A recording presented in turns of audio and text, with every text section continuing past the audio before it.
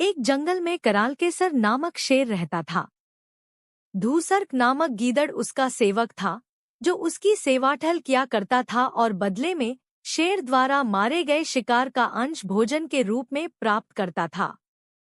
एक बार शेर का हाथी से सामना हो गया। दोनों अपने गर्व में चूर थे। बात बढ़ी और युद्ध तक पहुंच गई। दोनों में युद्ध हुआ, जिसमें हाथी शेर पर हावी रहा।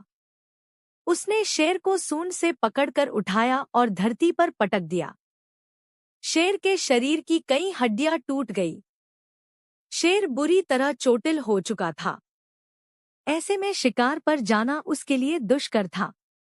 वह दिन भर एक स्थान बैठा रहता। शिकार न कर पाने के कारण वो और उसका सेवक गीदड़ दोनों भूखे मरने लगे।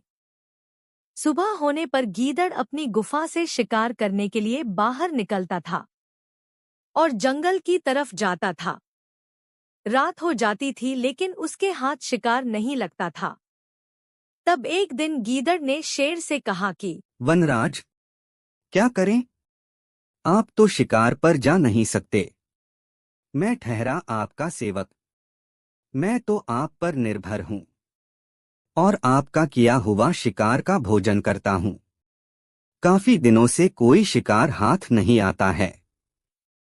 ऐसा चलता रहा तो हम भूखे मर जाएंगे। अब हम क्या करें? इस स्थिति में मेरा शिकार पर जाना संभव नहीं, लेकिन यदि कोई जानवर मेरे निकट आ गए तो अब भी मुझ में इतनी शक्ति है कि अपने पंजे के एक वार से उसके प्राण हर सकता हूँ। तुम किसी जानवर को बहला फुसलाकर मुझ तक ले आओ। मैं उसे मार डालूंगा और फिर हम दोनों छककर उसका मांस खाएंगे। गीदड़ को शेर की बात जंच गई और वह शिकार की खोज में निकल पड़ा। चलते चलते वह एक गांव में पहुंचा। वहां उसने एक खेत में लमखरक घोड़े को चरते हुए देखा। उसे देख वह सोचने लगा कि इस गधे को किसी तरह शेर के पास ले जाऊं तो कई दिनों के भोजन की व्यवस्था हो जाएगी। वह घोड़े के पास गया और स्वर में मिठास भरकर बोला, अरे मित्र, क्या हाल बना रखा है? पहले कितने हृष्ट-पुष्ट हुआ करते थे, इतने दुबले-पतले कैसे हो गए? लगता है तुम्हारा मालिक कुछ ज्यादा ही काम ले रहा है। गीदड़ ने घोड़ा की दुखती रग पर हाथ रख दिया था। घोड़ा दुखी स्वर में बोला, सही समझे मित्र, मैं बड़ा दुखी हूँ। धोबी मुझसे आवश्यकता से अधिक काम लेता है और कुछ गलती हो जाने पर खूब पीटता है। ऊपर से खाने को भी कुछ भी देता। इधर उधर चरकर कर किसी तरह मैं अपनी भूख शांत करता हूँ, इसलिए मेरा ऐसा हाल हो गया है। गीदड़ ने मौके की नजाकत समझ ली और कहने लगा, मैं तुम्हारा दुख समझ सकता हूँ मित्र। वैसे तुम चाहो तो मैं तुम्हें एक ऐसे स्थान पर ले जा सकता हूँ जहाँ हरी घास का विशाल मैदान है। तुम वहाँ जी भरकर घास खा सकते हो। ये तो बहुत अच्छी बात कही मित्र, किंतु वहां जंगली जानवरों का भय होगा। प्राणों पर संकट आ गया तो मैं यहीं ठीक हूँ। जो भी प्राप्त हो रहा है, कम से कम सुरक्षित तो हूँ। अरे मित्र, क्या बात कर रहे हो? मेरे होते हुए तुम्हें किस बात का भय? वह पूरा क्षेत्र मेरे अधीन है। वहां कोई तुम्हें हानि नहीं पहुंचा सकता। तुम निर्भय होकर वहां के घास के मैदानों में चर सकते हो। और एक बात तो मैं तुम्हें बताना ही भूल गया, वहां पर 2 और घोड़े भी रहते हैं, जिससे तुम्हारी दोस्ती हो जाएगी। संभवतः वहां तुम्हारी बात भी बन जाए। गीदड़ उसे फुसलाते हुए बोला। घोड़ा उसकी बातों में आकर उसके साथ चलने को तैयार हो गया। गीदड़ उसे लेकर उस स्थान पर पहुंचा जहां शेर बैठा हुआ था। गीदड़ को घोड़ा के साथ आते हुए देख शेर खुश हो गया और अपनी सारी शक्ति जुटाकर उठ खड़ा हुआ ताकि घोड़े का शिकार कर सके। इधर घोड़े ने जैसे ही शेर को उठते हुए देखा, वह वहां से भाग गया। शेर में इतनी शक्ति ही नहीं थी कि वह उसका पीछा कर सके। गीदड़ को शेर पर बहुत क्रोध आया कि हाथ में आया शिकार उसने यूं ही जाने दिया।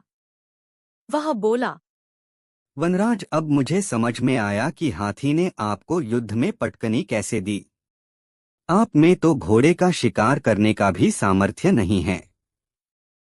हाथी तो फिर अति बलवान था। शेर लज्जित होकर बोला, क्या करूं? मैं झपट्टा मारता, उसके पहले ही वह भाग गया। मेरे पंजे का एक वार भी लग जाता तो वह बचकर नहीं जा पाता। तुम उसे किसी तरह एक बार फिर ले आओ। अब की बार मैं उसे दबोच ही लूंगा। फिर वह घोड़े की तलाश में निकला पड़ा। कुछ दूर जाने पर उसने देखा कि घोड़ा एक पेड़ के नीचे सुस्ता रहा है। वह उसके पास गया और बोला, क्या हुआ मित्र, तुम वहां से क्यों भाग आए? अच्छी बात कर रहे हो तुम मुझे किस भयानक जीव के पास ले गए थे, जो मुझे देखते ही मेरे साथ पीछे भागा था। आज तो मुझे मौत सामने दिखाई पड़ रही थी। पूरा जोर लगाकर भागा न होता तो अभी तुमसे बात न कर रहा होता। गीदड़ ने फिर से अपना पासा फेंका। अरे, तुमने ध्यान नहीं दिया। वो एक घोड़ा था जो तुमसे दोस्ती करने के लिए आता था, पर तुम वहां से भाग कर आ गए।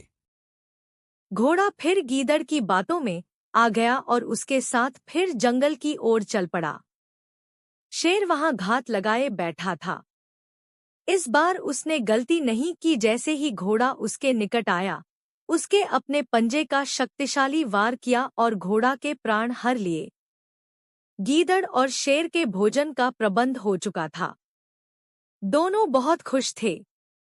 शेर गीदड़ से बोला, मैं नदी में स्नान कर आता हूँ, तुम तब तक इसकी निगरानी करो। गीदड़ घोड़े के शव की निगरानी करने लगा। शेर नदी की ओर चला गया। उधर शेर स्नान करने में समय गाया रहा था और इधर गीदड़ भूख से व्याकुल हो रहा था। आखिर उससे रहा न गया और उसने घोड़े का कान और दिमाग खा लिया। शेर जब स्नान कर लौटा तो गधे के कान और दिमाग को गायब देख गीदड़ पर क्रुद्ध हो गया। लोभी, मैंने तुझे निगरानी के लिए यहाँ छोड़ा था, किंतु तुझसे मेरी प्रतीक्षा भी नहीं हुई। तूने इसे जूठा कर दिया। अब क्या मैं तेरी जूठन खाऊं? वनराज, आप गलत ना समझें। इस गधे के कान और दिमाग तो थे ही नहीं। होते तो क्या ये एक बार मौत के मुंह से बचने के बाद दोबारा वापस आता? शेर को गीदड़ की बात ठीक लगी। फिर क्या था? दोनों ने छककर घोड़ा का मांस खाया और अपनी भूख मिटाई। किसी की चिकनी चुपड़ी बातों में नहीं आना चाहिए और लोभ नहीं करना चाहिए।